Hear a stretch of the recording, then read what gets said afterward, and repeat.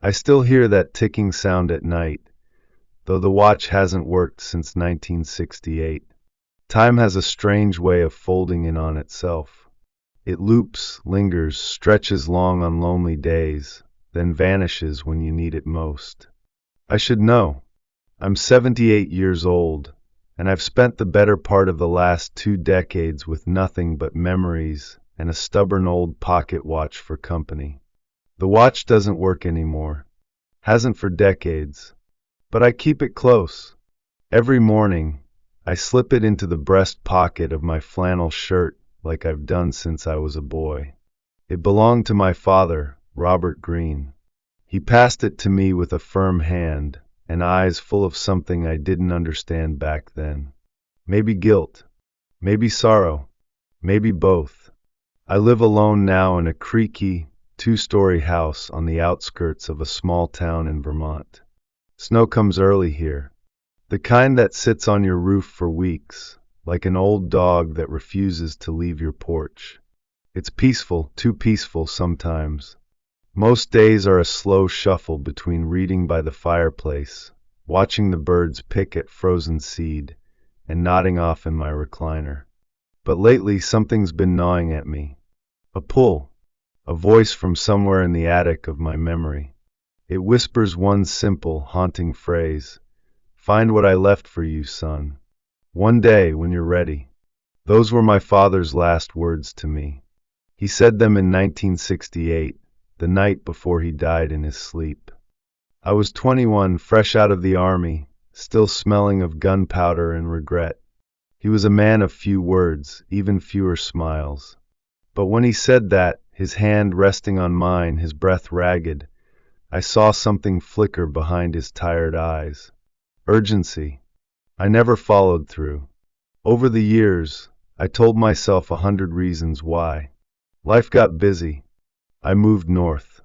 Started a hardware store, met my late wife, raised 2 girls. Then came bills, then came cancer, hers not mine, and the silence that followed. I packed away the idea of returning to our family farm in Kentucky like I packed away his letters. Neatly, quietly, and with a great deal of cowardice. But lately, I've been dreaming of that place again. In my dreams, I'm back in the red fields of our old land. The barn is still standing, leaning to the left like it always did. The back porch swing creaks in the wind. And in every dream, without fail, I hear the ticking. Not just from the watch, but from somewhere beneath the ground, like something buried is calling out, waiting. I wake with my shirt damp and my heart racing. Something tells me I'm running out of time. That whatever my father left behind, it wasn't just a trinket. It was a truth, and perhaps a redemption. The day I decided to leave Vermont, the snow had just started to fall again. Thick, slow flakes drifted past the window like little ghosts. I sat in my recliner, the watch clutched in one hand and a note in the other, the one I'd written the night before just in case. To my daughters, I'm heading south, back to the farm. Don't worry, I'm not losing my mind. I'm finding it. I left the note on the kitchen table, underneath a bowl of plastic fruit that hadn't been moved in years. I climbed into my old Chevy Impala, still faithful after all these years, and turned the key. The engine groaned, coughed, then settled into a low, steady hum. Just like my heart, hesitant but ready. The drive from Vermont to Kentucky isn't short, especially when your bones creak louder than your radio. I took my time, let the road do the thinking. Somewhere outside Albany, I stopped at a diner that smelled of bacon grease and memories. A waitress named June called me darlin', and filled my cup without asking. At the table next to me sat a young man with sharp cheekbones and tired eyes, scribbling into a notebook. Something about his face tugged at me. He reminded me of my father when he was young, stern, focused, almost distant. He caught me staring and smiled. "You headed somewhere important, sir?" I hesitated, then nodded. "Yeah, back to where I left a piece of myself. He tilted his head. That sounds heavy. It is, I said, but I figure if I don't go now, I never will. He nodded solemnly, and I felt something pass between us. A quiet understanding. Back on the road, I found myself talking aloud, something I hadn't done in years. Dad, I don't know what you left or why you hid it, but I'm coming. I'm coming to find it. That night, I stayed in a roadside motel somewhere in Pennsylvania. The bed was stiff, the blankets thin, but I didn't care. I lay awake, clutching the pocket watch, listening to the wind whisper against the windows. For the first time in years, I felt alive. This journey wasn't just about a promise. It was about facing everything I'd buried, alongside the truth, the past, and maybe even the person I used to be. And I knew somehow that what waited for me in Kentucky wasn't just an old box or letter. It was the missing piece of who I am. The sun was dipping low by the time I pulled into the long dirt path that used to be our driveway. I almost missed it, overgrown and narrow, swallowed by thickets and memories. My tires crunched on the gravel like a ghost returning home. The house wasn't there anymore. Not really. What remained was a sagging skeleton of the place I once called home. The front porch had collapsed inward. One side of the roof bowed like a grieving widow. The chimney stood stubbornly upright, as if it still believed in something. I sat in the car for a long while, staring. It had been 60 years, but I could still hear my mother's laughter on that porch. Could still see my father, shirtless and sunburned, chopping wood out back. I remembered the way the screen door creaked, the way summer bugs hummed in the fields, the smell of cornbread drifting from the kitchen window. Now all I could smell was wet earth and time. I stepped out of the car slowly, my knees cracking like old floorboards.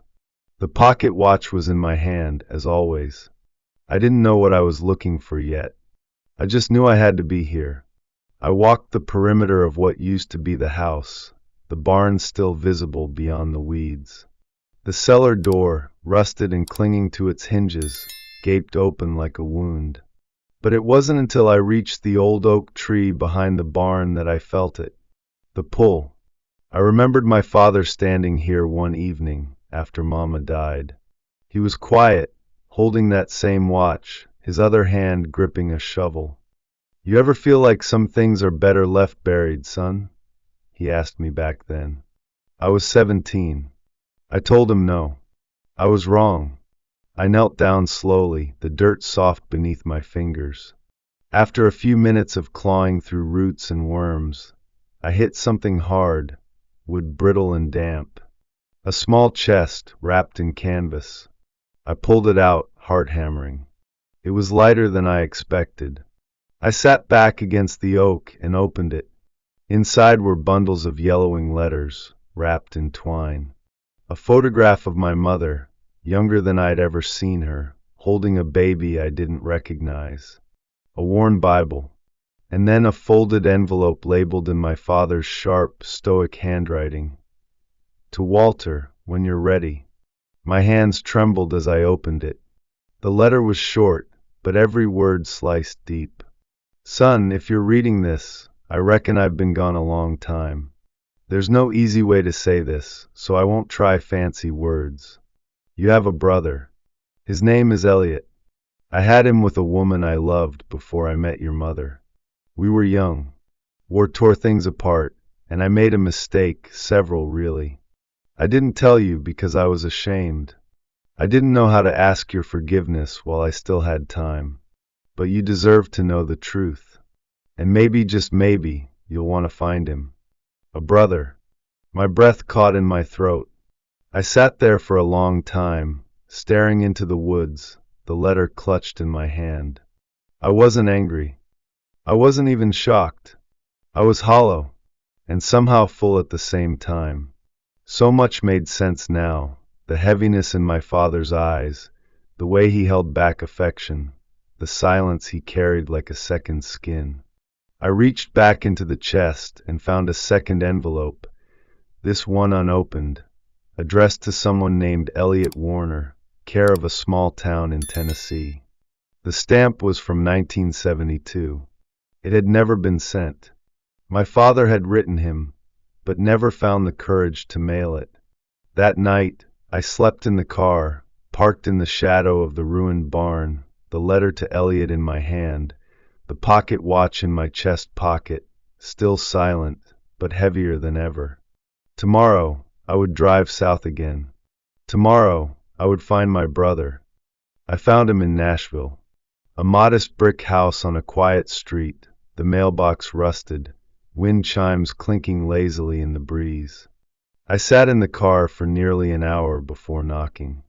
I wasn't sure what I was more afraid of, rejection, or what I'd see in his eyes. The man who answered looked older than me, though he was 3 years younger. His hair was snow white, his frame thin. But when he looked at me, I saw him, my father's jaw, his stare, that quiet, unknowable sadness. "Yes?" he asked, voice cautious. I tried to speak, but my throat clenched. So I handed him the letter. His hands trembled as he opened it. He read in silence. The world around us slowed to a hush. Even the wind seemed to pause. When he finished, he didn't cry. He didn't curse. He just looked at me and said, "You're Walter?" I nodded. He stepped aside. "Come on in." I was just putting coffee on. Inside, the house was simple, warm. A few old photographs, a record player in the corner. We sat across from each other at a small kitchen table, two strangers bound by blood and 60 years of silence. "I always wondered if he'd try to find me," Elliot said finally. "I think he tried," I said, "but he didn't know how." He nodded. "That sounds about right." We talked for hours. About our lives, our memories, the different versions of the same man we both called father. His was a brief, distant figure. Mine a complicated shadow. There was no anger between us. Just time. Heavy, inevitable time. At sunset, we sat on his front porch. The sky blazed orange and gold, like a final benediction. "I never had any siblings," he said quietly. "Me neither," I replied. "Until now." I reached into my coat and pulled out the pocket watch. This belonged to him.